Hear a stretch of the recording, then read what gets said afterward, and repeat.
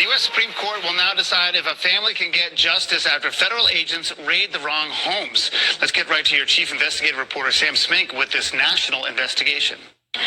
Wrong house raids continue to happen across the country. In one particular case, a then 7-year-old boy woke up to find an FBI SWAT team in his bedroom. National investigative reporter Brendan Keefe talks with the family at the center of the case and their fight in front of the Supreme Court. Police, search warrant, open the door! Innocent families. Coming down the stairs! From Ohio Police, search warrant! to Missouri, I just don't understand how they could confuse the addresses. Kansas, Guns drawn. There's about 15 cop cars. They're all hiding behind the doors with the guns pointed at my house. They literally came here on a whim thinking that I killed someone. She and her boyfriend were held in cuffs for an hour before police finally let them go. Georgia, Sheriff's officers! and this home in Atlanta. I don't feel as if any kid should go through what I went through. 1 second, you're sound asleep. The next second, the FBI is in your bedroom. 1 second I'm asleep. Next thing I know, I have a gun pointed in my face. Gabe Watson was just 7 years old in 2017 when the FBI raided the wrong house in the middle of the night. Did you scream out for your mom? What did you do? I was actually crying for my mom.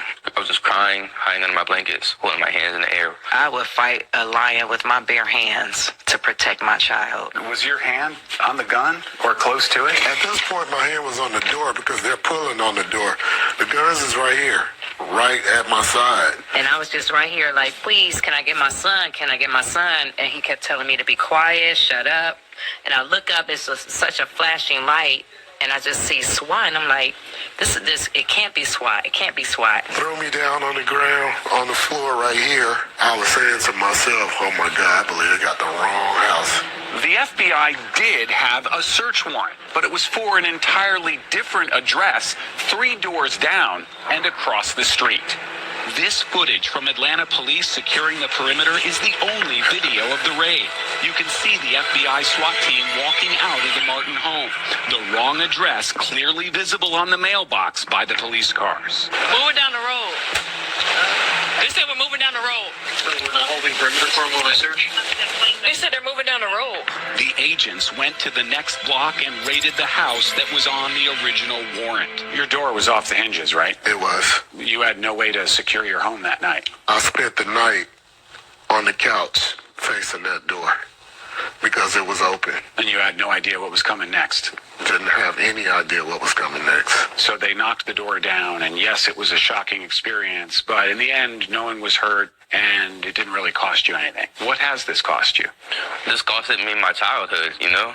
This is the FBI photo of the target house from earlier surveillance, and this is the Martin's house the FBI SWAT team photographed the day before the raid. You went to court, and the court ruled in favor of the FBI. Yes. And then you went to the appeals court, and the appeals court ruled in favor of the FBI. Yes. And now we've gone all the way to the U.S. Supreme Court, and they've taken the case. They've taken the case.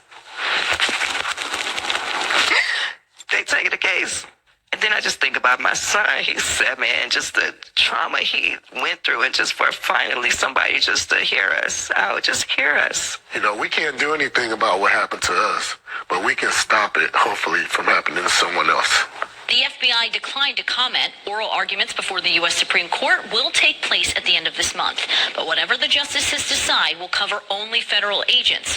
Wrong house raids by local police are still covered by various immunities from lawsuits against departments and officers, making it very difficult for innocent residents to recover damages.